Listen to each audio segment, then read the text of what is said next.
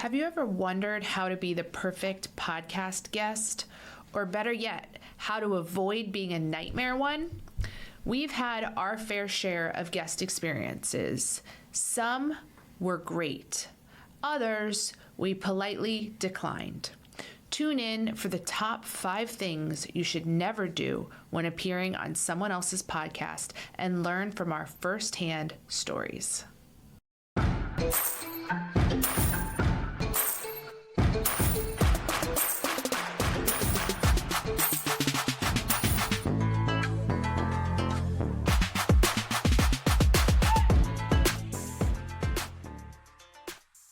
Hey, lady bosses, are you working even after putting the kids to bed but still not getting results? Are you tired of spending money on ads that aren't getting engagement? Do you feel burdened that you aren't fulfilling your purpose in life because you are so consumed with work? I'm your host, Brooke Boltz. I'm an attorney and founder of Boltz Legal. I started my business and in 1 year was bringing in 7 figures and am now bringing in multi-7 figures. And I'm your co-host, Rachel Boltz, owner of Boltz Media. I've helped many businesses build their online presence and increase their revenue through digital marketing. Want to hear how we did it? We are here to help you achieve your goals personally, professionally, and spiritually. So kick off your high heels, sit back, and let's ignite that passion. We're Miss Biz, where we're putting the miss in biz. Let's get biz done. Whether you're new to being a podcast guest or you're a seasoned pro, the tips from this episode is going to help you become a better collaborator and make a lasting impression. So one of the first tips to avoid when it comes to being a guest on someone's podcast show is skipping or showing up late to the pre-show connection call. So not every podcast will do this, but a lot of them do, where they will schedule a time to meet with you and get to know a little bit more about your story and some of the takeaways that their listeners will have. And if you either don't show up or you show up late, it shows a lack of respect for the person's time. And keep in mind that some guests we approach and ask to be on the show, but other times we have guests who approach us and ask us to be on the show. So particularly when people are approaching us and asking to be on the show, it's usually through email, and they provide some background information on themselves, but we sometimes need to know a little bit more to know if they're going to be a good fit for our show and our audience.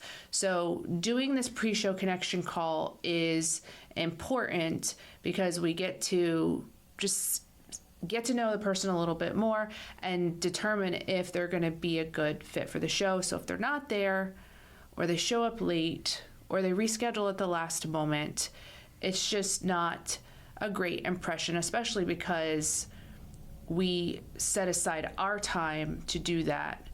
And rescheduling sometimes can be tough because we have busy schedules too. Yeah, and even to take it a step further, when you come unprepared for the connection call, you should have some ideas of topics that you're going to discuss, certain points that you're going to bring up. I know we had interviewed one guest who didn't make it on the show, and it was like pulling teeth trying to get information. I would ask this person a question and they would respond with, well, I don't know. And I'm like, well, this is your story. And then I would start asking that person, well, what do you want to talk about? What do you think would be good for our listeners who belong to the entrepreneurship world? And this person really didn't even know what they would talk about. And it was such a short conversation. The person could not wait to get off the call. That was my impression. Not only did they show up late, but they just seemed very irritated and not wanting to be there. So to me, that should have been a red flag. And it was. I observed it, but I try to give them the benefit of the doubt, but that can be something to kind of take into consideration if you have this experience, just to try to seem enthusiastic about it, be on time, and really try to think about what you can do to provide value. Yes, and I think that would be a best practice. Sometimes I'm just walking around town and someone comes up and says, "Hey, I want to be on your show." And my immediate thought is, okay, what would we talk about that's going to bring value to my audience, that's also going to be relevant to the topics we discuss here on Miss Biz? And so if someone approached me and said, "I have specialized knowledge in Google reviews," and starts sharing with me some of that information, then I can quickly see, oh, that is good knowledge that our listeners could benefit from. And so I would approach the conversations more with how you can add value to the podcast or add value to the listeners, as opposed to, "Hey, I just want to be on your show." Absolutely. It really goes to show the motive behind it as well. Is the motive like, "Hey, I have this knowledge, I want to share it with the world and help others," or is it just for personal gain because you want increased exposure? Yes, agreed. But at the same time, I think we understand that when people want to be on podcasts, there is an element of self-promotion there. I mean, when I've reached out to podcasts and said, "Hey, I'm interested in being on your show," it's because I'm wanting to broaden my reach, not necessarily because I'm just trying to help their podcast. So I understand when people reach out that they're self-motivated to some extent. But what is best practice is if they are recognizing that they want to mutually benefit each other, because as much as I understand they want to benefit themselves in being on the show, I want to also see that they have some interest in benefiting us too. Perfectly stated. Do you love the Miss Biz podcast? Because we love you. Here's 3 things you can do to show your support. 1, write us a review. Apple, Spotify, and Google My Business are the best platforms to write a review. 2, follow us on social media. Our handle is @MissBizPodcast. 3, join our Facebook group, Miss Biz Nation, for exclusive content and behind-the-scenes footage. Also, ask questions related to your business and discuss topics from our episodes. So the second main point that we wanted to talk about was unsubscribing from the host's communication. So a lot of podcasts will do this, some do not, where they will send out a email campaign. And once you demonstrate some sort of interest, they will oftentimes use this email campaign to send you updates. "Hey, we're looking forward to having you on our show. Here's the Zoom link. Here are some top tips to make sure that your interview goes smoothly." And that communication is very, very important. And so you'll want to make sure that you stay subscribed to their communication. We had a person who is going to be on our show unsubscribe from our email campaign, and it became very difficult when I tried to email that person and tell her that, your interview date is this date, this is the time, this is the meeting link, and things of that nature. So it looked like to us that, okay, she wanted to be on our show. She requested it. She reached out to us, but yet she doesn't want to hear from us. So then I had to go and copy and paste all of that information and then email her from my personal account to let her know the same information that should have been communicated. Yeah, I mean, unsubscribing from someone's communications before you've actually been on the show is not a good look. Even unsubscribing after you've been on the show, I don't think people always understand that when your podcast host, you put a lot of thought into who your guests are. Historically, shows that have guests or episodes that have guests get lower ratings. They get lower downloads and lower listens. And so anytime we have a guest on the show, we are cognizant of the fact that we may get less listens, and so that hurts our show when we get lower rankings or lower listens or downloads because we had a guest on. And so we try to choose guests that add value to the audience and who also have their own audiences so that we can counteract that positive or possible negative impact of having the guest on the show. So keep that in mind when you're going on someone's show, that in some ways, unless you're Joe Rogan or Mel Robbins or, or someone who's just a huge person in the podcasting world, that it's probably not going to benefit them to have you on the show as much as it might benefit you. And so if you have that mindset, then you'll realize, look, staying on their email list isn't going to kill me. Right. And it is a way that I can just show some support without really having to do anything other than delete an email every now and then. So it just, if they realize you've unsubscribed, which we did because that's how Rachel gives them updates about their appearance on the show, it just kind of left us with a negative thought about why would they do that. Absolutely. So the third point is ignoring collaboration requests. So when you're on Instagram, and you can do this on Facebook as well, when you're posting social media content, often you will invite them to collaborate because they are in there. And then what it does is it'll show to not only your following, but it'll also show to their followers as well. So anytime that you ignore these collaboration request, it prevents both parties from being able to grow their audience. So there was one time where we had asked a guest to follow us on social media and leave us a review so that we could collaborate with them on Instagram Reels, but they never followed through, nor did they even respond to that email.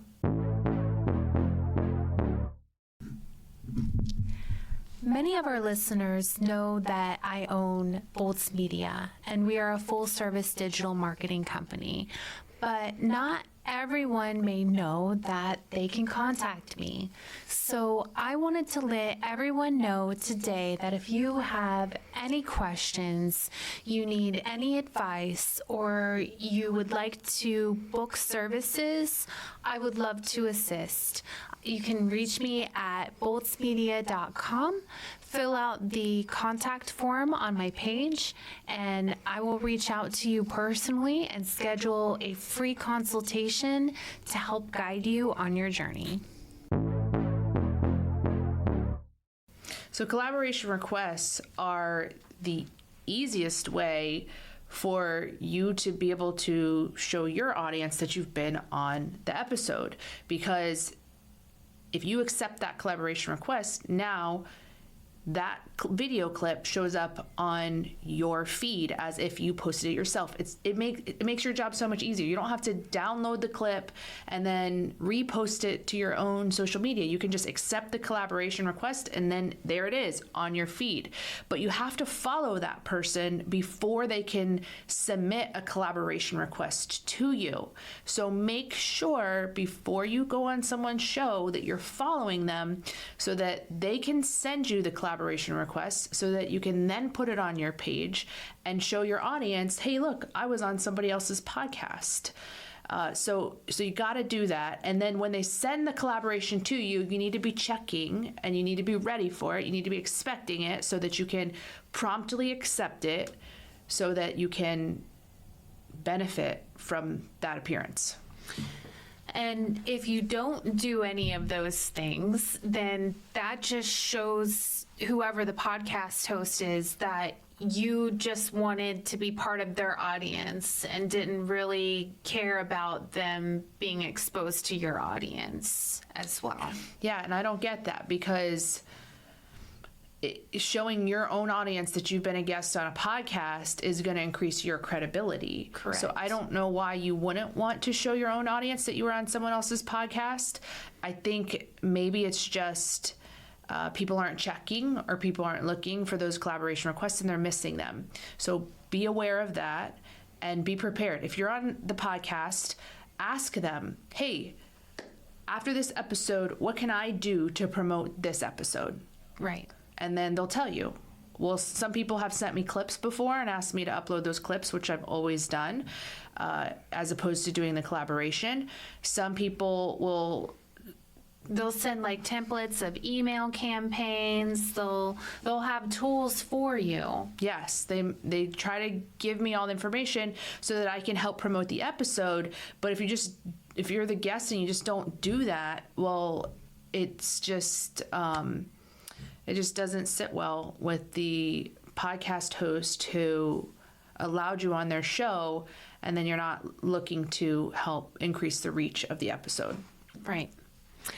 Another major mistake is canceling last minute.